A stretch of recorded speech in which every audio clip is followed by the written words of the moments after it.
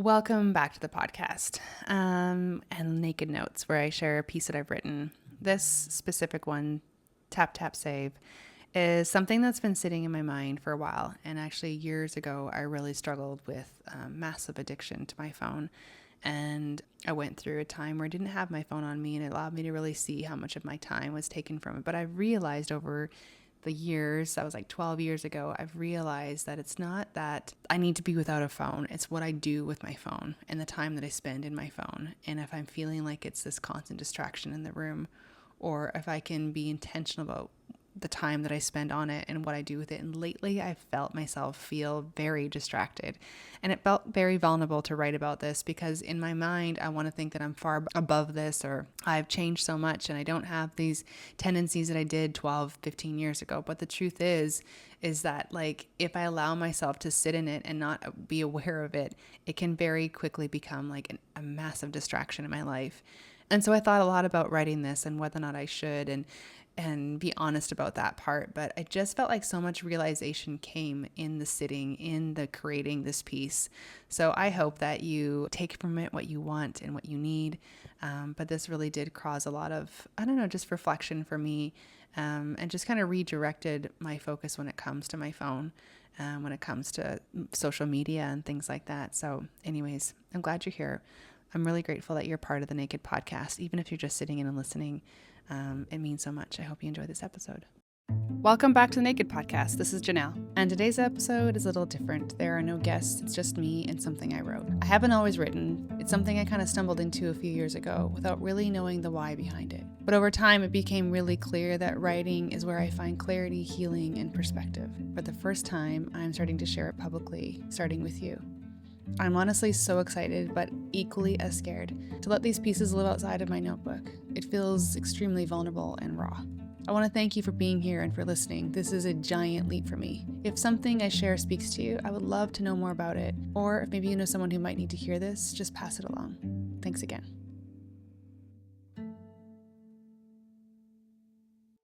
Lately, I've been caught in the ping pong between doing the thing I know I want to do and anything else that grabs my attention. Scrolling through well-meaning content, I get lost in inspiring quotes, learning the hows of converting an old dresser into a mid-century wine bar, feeling the excitement of pumpkin whipped in a cup, the taste of autumn filled to the brim, a recipe I now want to try. I move that to the say, which box do I choose? I guess it's time to make a new collection, fall 2025. Yeah, that'll do. I'll remember that until the day I want to try. So much spitballing in my direction, the docs talk in my little box, telling me everything I'm feeling is normal for 40-something.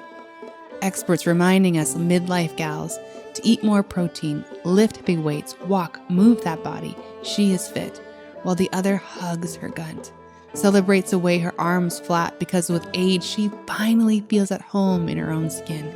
For the first time, she's not trying to change her body because she loves the skin she's in. The classy dress tells us how to buy on budget, how to layer and tuck, hang some gold from our lobes, and put a little color in our wardrobes. The overwhelmed mom, reminding me of my younger self.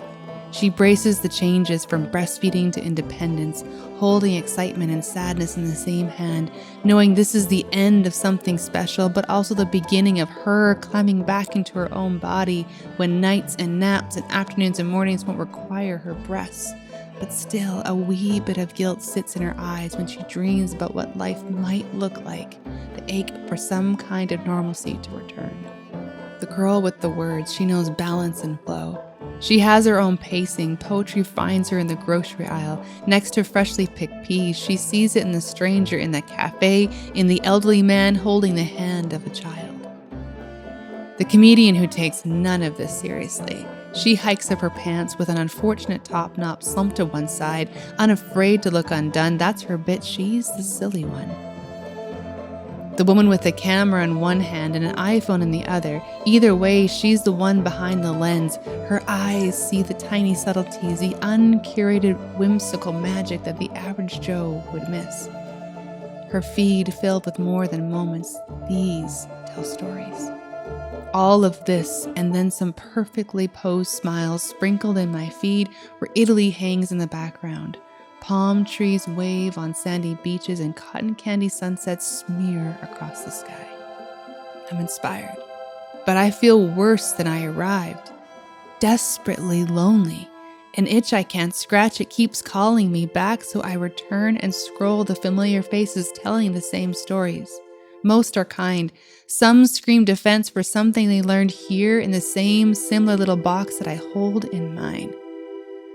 The scholars, the speakers, the doers, the dreamers, the bakers, the designers, travelers, risk takers, creators, singers, writers, crafters, the moms, the dads, the teens, the grandpas, the 50-somethings, 20-year-olds, the ones wanting to be heard, the ones doing what they love, the quiet ones, the ones doing something kind. Here's my sandwich, take mine. They mow a lawn, buy a car, give away a house, send a kid to college. A world kept in a box, some placed in a pocket, some in a purse, but most feel at home in the palm of a hand. Do you feel the tug too, the urge to tap, the itch you can't scratch, the want to feel connected only leaving you feeling more empty? The hit we need, we take another dose. Some don't need it like others, while others need it more than most. Like the woman sitting alone in 3G, tapping in and out, her little box lighting up the room like blinding high beams in a room where we all paid money to see the big screen. She can't refuse another dopamine hit. Tap, tap, scroll like the loop continues. Noticing her urge makes me feel better about mine. At least I can leave mine in my pocket while I sit in the row behind. But it finds me, easily inserts into my day. An hour goes by. I love that quote. Wow, that hit me the most. I take a screenshot, add that to the roll, pop it in a folder, inspired, right? Just until I see another, click, repeat, pop it in a folder. Addiction feels harsh. I'd rather call it distraction. That feels easier to say out loud, but which one is it? Does it matter when both have the same reaction? Pulling us out of our lives as we glimpse into theirs? In minutes, 10 experts on organization show me 10 different ways to fold, hang, and get those clothes color coordinated. Save, I'll get to that later. Another spot in the folder. Now I've got to figure out which one did it better. No lack, every topic is covered. They talk marriage, he talks war, she talks rights, they talk love, she talks health, he talks kindness. They want justice, they scream to protect them. While she is knitting, he is painting, and they are camping. Can I name it like I see it? Will it blow my cover or irritate the others? Are we too ashamed to shine light on what it is? Overstuffed, content obese. That's what we've become. Good thoughts thrown in our direction that have no place to land. Without those roots, it does not stand a chance. Scrolling, tapping, liking, none of it sticks, none of it sits, not any longer than our next addiction hits. Stuffing our faces with a paralyzing trend, looking out, distracting us from looking within. Chin to chest, our face to the ground, when nature is screaming at us to look around. But the leaves don't change with a simple swipe. It takes time to move from orange to white. So we turn to our box for another dopamine hit. Tap, tap, save, deciding if it's just another swipe or good enough to share. Either way, it leaves as fast as it came, purging it quick, scrolling through stories, so many lives to compare. Some create while others just stare. Some get out the paint. Isn't that great? Look at her. She's planting flowers while the others hit save. What does this mean? It doesn't feel right to call it all bad. Some have felt seen. Some have been heard. Some given second chances because someone was bold enough to shine light on what's been untold. Some stand in war zones. They tell us the truth, not words skewly written by some white man in a suit. This box is a window into the truth, but it also tells lies as we look at her AI thighs, sculpted, tanned, and perfect in height. Are these the parts that leave us feeling empty? So much eye-opening information, so much inspiration, yet so much distraction thrown into the endless queue.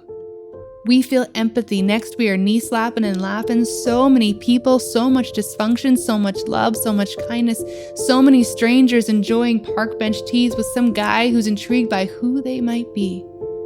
What's their story? He knows they matter too. His courage to get out of his head and into a world to meet people like you has lifted the darkness, moved him towards connection. This reflects in his dissipating depression. We need each other more now than ever to feel our shoulders rub, to truly feel their affection. This little box we hold in ours can pull us close, inspire us most, or leave us sifting through piles of unmeaningful distraction. Let us take what we can. Let it lead our hands to do more than hit save. See how it can change our direction. Love that quote. Be inspired enough to write it on a tote. Carry that bag as a reminder. Feel those words in your gut. Read them aloud. Let the girl you pass by see them too. Maybe they'll catch her eye and cause a rippling reaction. Let that good they share transform the way you do you. Make a sandwich. Make 3. Someone's belly is empty. Someone needs to be seen.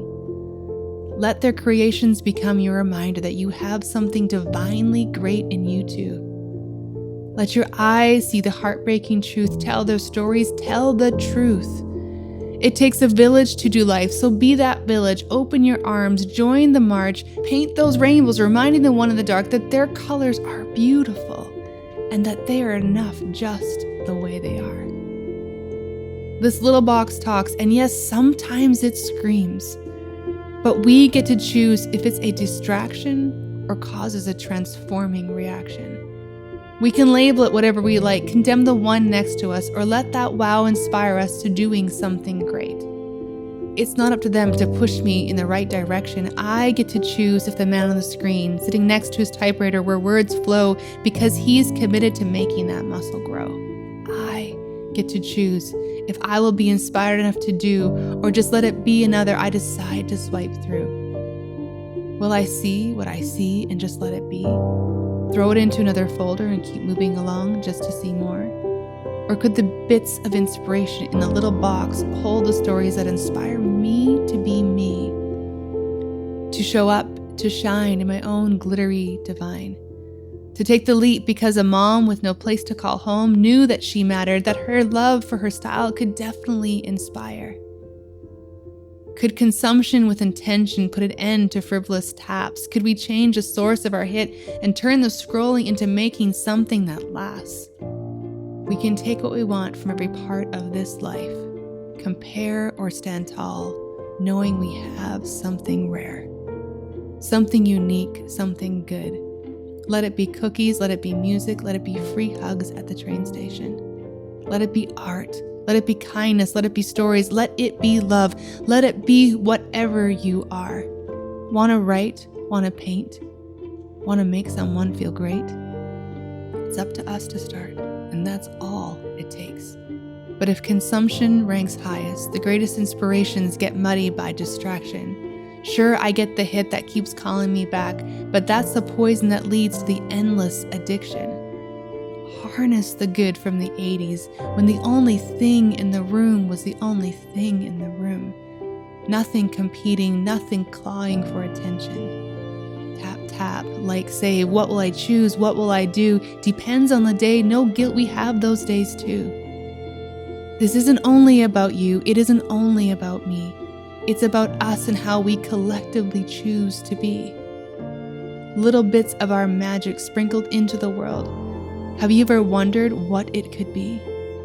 What could come out of you? What could come out of me? For no other reason than getting lost in our own creativity. Gosh, it's been an hour, now 3.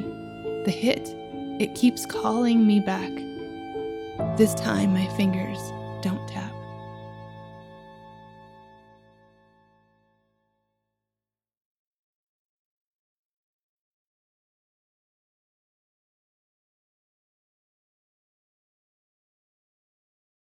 Thank you for joining me here and listening to Naked Notes. I have found writing to be very healing, allowing me to see things clearer through the quiet stillness that comes from early morning writings. If this resonates with you or somehow you feel connected to this piece, I would love to hear from you. You can find me on Instagram at nakedwithjanelle or email me at nakedwithjanelle@gmail.com. Thank you for listening. Have a beautiful day. I want to give a huge thanks to my son, Mikhail Nordine, who produces and edits every single episode. He is the reason this podcast doesn't live inside my computer, but actually makes its way to you. He does a lot of the behind the scenes work, but he's also front and center in creating every single episode with me. I couldn't do this without him, so a huge thank you to him.